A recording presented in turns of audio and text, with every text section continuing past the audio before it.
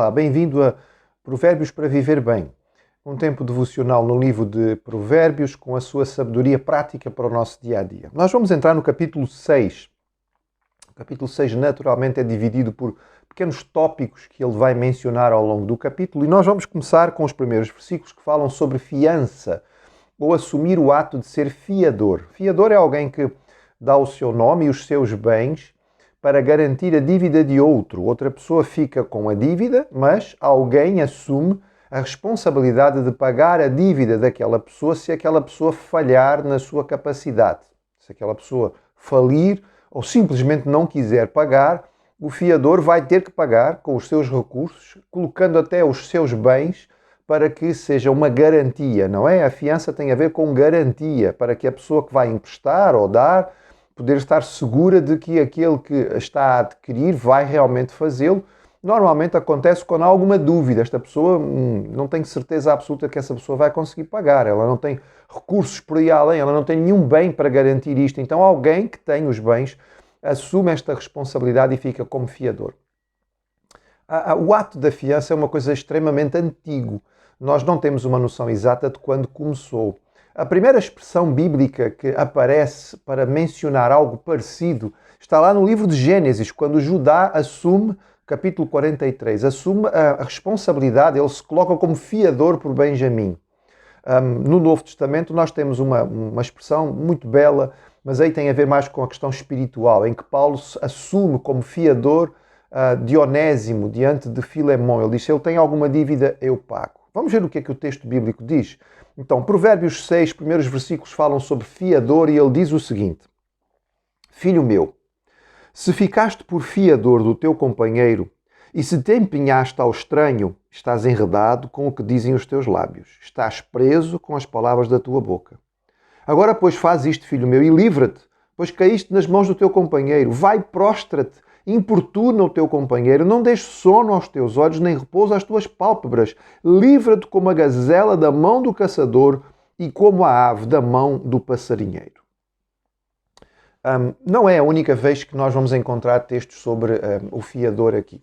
Nós encontramos no capítulo 11, verso 15, no capítulo 17, verso 18, no capítulo 20, verso 16 e no capítulo 22, verso 26. E o foco é sempre o mesmo. Ou seja, a repetição é uma maneira do sábio ajudar a passar e manter a lição. E a fiança é apresentada sempre sobre a mesma perspectiva. É um risco muito grande. Atenção, nós estamos a falar aqui de empréstimo, estamos a falar aqui de fiador. Alguém que assume a responsabilidade de pagar a dívida de outro. E aquilo que o autor bíblico diz é, se tu fizeres isto, ficas preso, estás enredado, estás tramado, porque assim, não depende de ti. A questão da fiança é esta, vai depender de outro. A partir do momento em que tu colocaste o teu nome, em que tu assinaste desta tua palavra, colocaste os teus bens como fiador de outra pessoa, a situação não está mais nas tuas mãos. Vai depender inteiramente do outro. Se o outro falhar por algum motivo, pode ser por falta de caráter, pode ser por falta de condições, pode ser por falência pessoal, pode ser por doença, seja o que for. Se o outro falhar, tu é que vais ter que assumir e, portanto, não está mais na tua mão. Isto não é algo que tu controlas absolutamente a partir daí. O risco é a falência. Bem, devemos perceber aqui uma distinção importante do livro de Provérbios. Aqui nós temos um conselho, não necessariamente uma lei. O texto bíblico tem muitas leis e mesmo no livro de Provérbios nós encontramos algumas orientações que são absolutas, não é? Quando nos fala a respeito do pecado e nos fala sobre fugir do pecado e afastar do pecado, são orientações claras, são observações que são verdades absolutas. Aqui nós temos um conselho, nós temos uma orientação. E conselhos são conselhos. Normalmente, no caso dos livros de sabedoria, os conselhos e os provérbios vêm da experiência, ou seja, alguém que já viveu muito, alguém que viu muitas experiências semelhantes, alguém que já viu muita gente assumir como fiador e depois acabar numa situação muito difícil. Alguém que já assistiu muitas fianças darem para o torto e a pessoa perder os seus bens e os seus recursos e inclusive da sua família por causa de assumir a responsabilidade da dívida de outro. Então alguém que tem esta experiência de vida diz a alguém mais novo que ainda nunca fez e nunca viu e não assistiu ainda, olha, cuidado, porque isto normalmente representa isto. Há, evidentemente, exceções. Há uma exceção bíblica que tem a ver com a orientação da lei do remidor ou do redentor.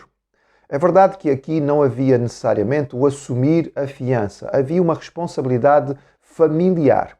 O texto mais famoso a respeito disto é o livro de Ruth, em que há uma dívida, há uma falência, há falta absoluta de recursos por parte de Ruth, aliás, por parte de Noemi, porque o seu marido morreu, os seus filhos morreram, não há quem faça, não há quem assuma, não é, a situação, e então a Boaz apresenta-se como o remidor. Mas ele não tinha assinado um documento de fiança, ele assume a fiança aqui porque é uma questão de recurso da lei para poder abençoar aqueles que estão em dificuldade.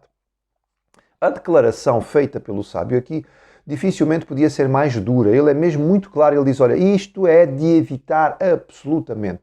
Evita ao máximo ser fiador. Ok, mas tu assumiste, não é? A pessoa pressionou-te e tu assumiste. E atenção, o texto fala tanto sobre pessoas estranhas como sobre companheiros, amigos, pessoas próximas. Diz, ok, tu caíste no erro e assinaste a fiança. Então o que é que fazes agora? E o conselho dele é, vai livrar-te disto. Importuna a pessoa, humilha-te, porque a expressão prostrar-se tem a ver com humilhação. Humilha-te diante dele, importuna o indivíduo, torna-te uma praga em cima dele para que ele pague a dívida. Enquanto ele não pagar a dívida, tu não resolveste o teu problema.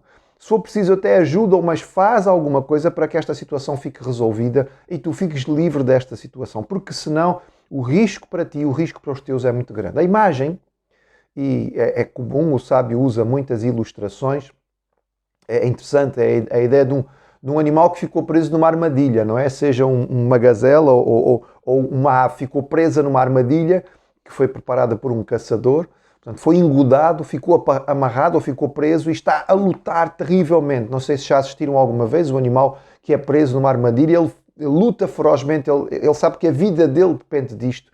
Então, com todas as suas forças, ele tenta escapar desta situação. E esta é a imagem que é usada pelo sábio aqui. Ele diz, livra-te disto absolutamente, não é? Esforça-te o máximo que tu puderes, insiste com a pessoa para que tu possas ficar livre desta situação, mas não descanses nisto, não repouses nisto, não esqueças desta situação, porque ela pode vir a ser uma desgraça grande para ti e para a tua família.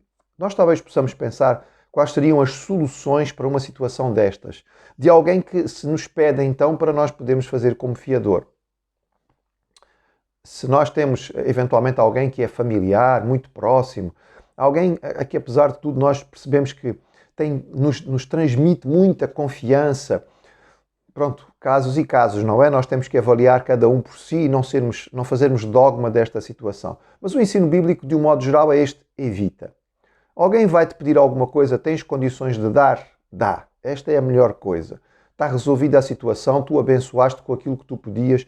Não era tudo o que a pessoa... Pronto, mas era o que tu tinhas condições de dar. Quem dá o que pode, a mais não é obrigado. Segundo, empresta. Eventualmente, emprestar sem juros. Se bem que ele depois mais tarde vai falar sobre empréstimo e eu vou deixar para quando nós chegarmos a este ponto. Não é o ideal dos ideais, mas sobretudo no que diz respeito aqui a esta situação, há uma orientação clara da palavra do Senhor para nós evitarmos a fiança. Lidar com a pessoa, ajudar a pessoa de alguma maneira a resolver a sua situação de uma outra forma, mas não nos prendermos a este tipo de ligação, porque ela vai prejudicar o relacionamento e ela pode vir a representar um dano muito significativo para nós e para a nossa família, os nossos bens. É o ensino da palavra do Senhor.